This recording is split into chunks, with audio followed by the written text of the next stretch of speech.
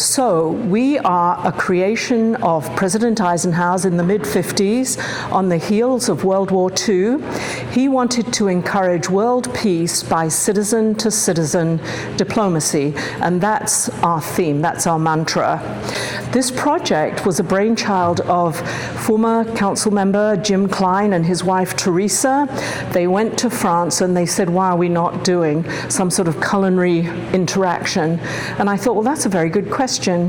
And then when I went to France last year on an arts and culture mission, the mayor of Agen reiterated the question. And so over the next 12 months, I wrote a proposal. I had been to Agen, so I knew what was available locally.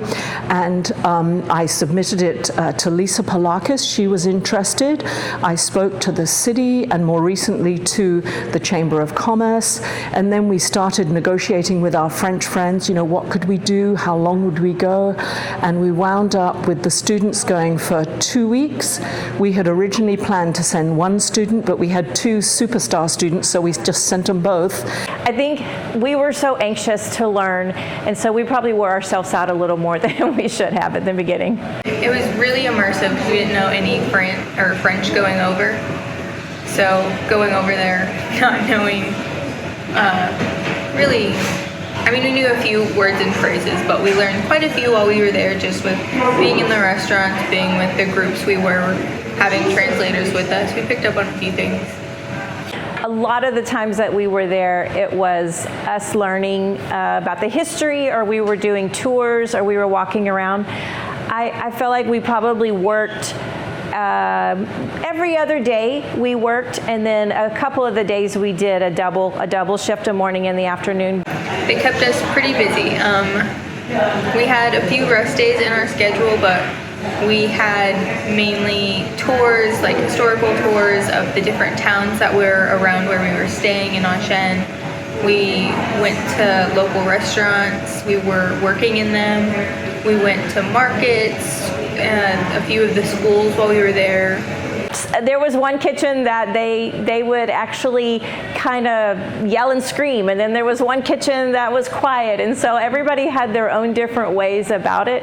So you just had to go with the flow, and some of the kitchens I was the only woman there, and so then they would take us in, and you know, they were kind of fragile. They didn't know what to do or where they should put us, you know, because we were like the only woman in the kitchen, as if it was different there. It definitely was different in that aspect. They were a lot more local. Like the restaurants, they didn't have any producers. Like we have trucks that come from out of town to bring us our groceries. They don't have that there. They go to a market every day and they pick up their produce and their proteins every day. Even like the grocery store markets, their produce is beautiful. And we went to a strawberry farm while we were there, and it was just so nice to see how much the owner of that farm cared about her product. Nothing was bought frozen, so very much a farm to table, and it inspired me to want to use every peel as well as every shell of what I had, because as I was peeling potatoes, I was throwing them away, and they were like, what are you doing? And I was like, I don't know, I'm cleaning up. And they were like, no, we use the peels. We use that for broth. We thicken our broth with those peels. And, you know, and so I learned so much of how here we're just used to that, but they don't. They don't waste. Working in the restaurants was really cool. That was like almost a dream come true, because doing stages is something that's really hard to do if you do it on your own, because you don't get paid to work.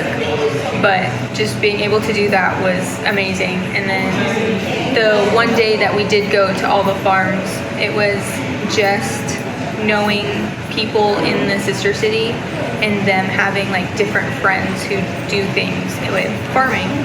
So if we would have gone on our own, it was stuff that we wouldn't have ever gotten to see. And then they just wanted to share it with us because they cared about what they did and they wanted to share that with people. To be in the kitchen and washing the dishes and tasting every single thing before it went out the door and seeing how they do it, that's irreplaceable.